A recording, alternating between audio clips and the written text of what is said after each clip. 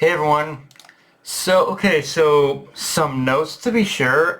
First off, I gotta stop putting my foot in my mouth and making presumptions because, yeah, Imu basically came back with a fucking vengeance in this chapter, casting aside his mortal disguise and revealing his true self. It was Saint Nerona Imu. So, yeah, right out of the gate, this pretty much confirmed Ivankov's theory that Imu wasn't just a descendant or something. No, this is the original Nerona Imu, one of the first 20 kings who founded the government, and just knowing that made this whole scenario situation demonstrably worse because just based on design alone, you know Imu is packing power, and unfortunately, the only one who can fight him out of commission right now, at least in being able to draw upon the powers of Nika, which, yeah, that's something I also had my words on, as I thought Oda was giving us a reprieve, but nope, Imu just went back to the Holy Land to get properly dressed for the battle, and arrive as he is now. Now, given how the immense given the immense detail put into Imu's design, one has to wonder, I guess, how Cobra had mistaken Imu for Lily at the time. And honestly, I think it's just one of those things where you have to assume the most obvious conclusion, which is that Emu had been using Lily's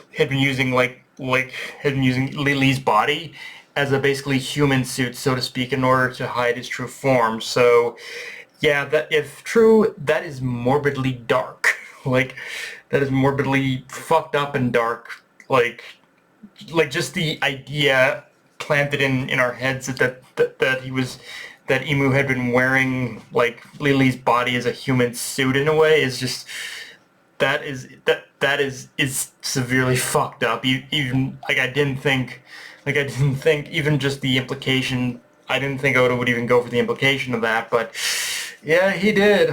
And yeah, it just goes to show just how like morally bankrupt and just consumed by evil Emu is.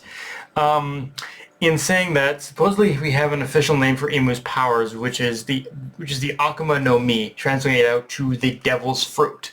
So a lot to unpack with that one is given the name, I think we have to assume that the Devil's Fruit is the OG, the very first Devil Fruit. Now, the next obvious question from that is how is this connected to all other Devil Fruits? I'm assuming the other side of that coin is, as usual, tied up with Nika and the battle that happened 800 years ago between these two opposing forces of light and dark. So, I I don't know as to I assume next chapter is likely when we're going to get something of an explanation of what ties these two forces of light and dark together, and how it might have helped create the devil fruits in general, but it might help to form like the basis of the devil fruits in general. But yeah, either way, it's like, yeah, the man, like Emu is wielding what is essentially the original devil fruit,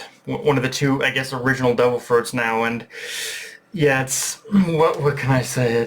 It's not good. We are in a no-win situation right now, and yeah, I know it was pretty much, set in stone even before this reveal, but Oda definitely took the ironic symbolism approach with this one, as Marij was supposed to be this holy land, a place untouched by the moral world, but you also have literal devils basically ruling the world, with Emu being the top devil now, the complete opposite of the kind of ruler that should be sitting on that throne, whereas the true ruler had their wings clipped and was cast from heaven to be the fallen angel in the story. That, of course, being the D clan. Which, yeah, after reading this chapter, I needed a backstory on the 800-year war and its connection to the D clan and Nika immediately, because although we can form a decent enough picture in our mind given all the available information, I still need to see it, because to me, that is the final piece of the puzzle to knowing just how how the world itself, how we know the world that in One Piece to be the world of One Piece as it is today, how it all kind of came to be. Although it is kind of funny looking back on all these seemingly loosely threaded moments in history Imu has witnessed, and suddenly realizing, yeah, although he is the antagonist and is expected, there is an aspect to all of this where you can't help but feel the world is conspiring against Imu, that no matter how much he tried to suppress that seed from taking root in the world, again, it was inevitable that the D-Clan would in its own way rise up again, even if it's would in its way rise up again. It's just in this case, one of the D's, one of the biggest one of the biggest obstacles for Emu just so happens to be someone who's a pirate who just kind of lives freely and that doesn't really care about all this other shit. He's just here to fight. He's just here to fight and preserve the purest form of freedom. So it's like, yeah, if you're gonna threaten that motherfucker, well, guess what? This is what you get. Of course, it's and of course, at the end of the day, it's still Emu's own fault as he chose to take power from the rightful rulers of the world, and he chose to just go down this path in general. So it's not like I'm saying I'm sympathetic towards the guy, but I am saying, yeah, it's kind of hard not to see that there is something conspiring against him in this case.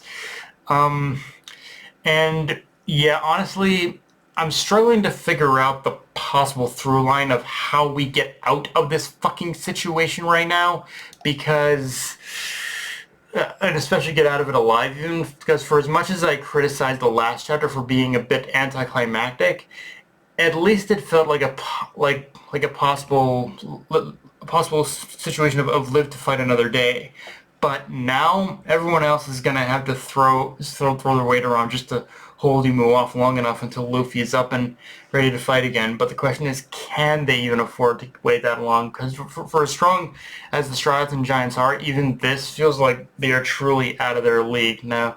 Although I do admit this, I think this might be the moment that Oda was talking about, where we will see Usopp step up and reach whatever next level of skill Oda has been planning for him. And honestly, I do think more than ever that, at least in part, the thing that's gonna get the biggest boost from Usopp is we're finally going to see him fully tap into his observation hockey and fully control that. It's been the biggest thing that's kind of been in the back burner since Dressrosa, but this feels like, at least in part, that this is the perfect moment for Usopp to kind of, in order to gain a full-on understanding of his observation hockey. And although as far as the other theories that have been swirling around the internet about all this, about what Usopp's potential development could look like, I don't know. I don't know how much I believe in the specific theory of him, say, wielding Loki's hammer or controlling like the thunder of Thor or stuff like that. But I think we are likely to see Usopp draw upon Loki's power in some way, or see him riding atop Loki to deliver the final blow that stops Emu. I don't know which, but either or could potentially be a thing. I'm not taking anything off the table now, because everyone is gonna have to throw everything in the kitchen sink at this just to stop Imu now. And it's the one thing to know for sure is Usopp, he definitely is walking away from this definitely stronger. It's just a matter of what that strength looks like, I suppose. But yeah, guys, that's pretty much all I got for this review. If you enjoyed the video, like, comment, subscribe. I'm on Blue Sky, and with Crunchyroll, be sure to notification bell, hit the subscribe button, and just shove it around, guys. Dark Knight of a Night signing off. Later, everyone.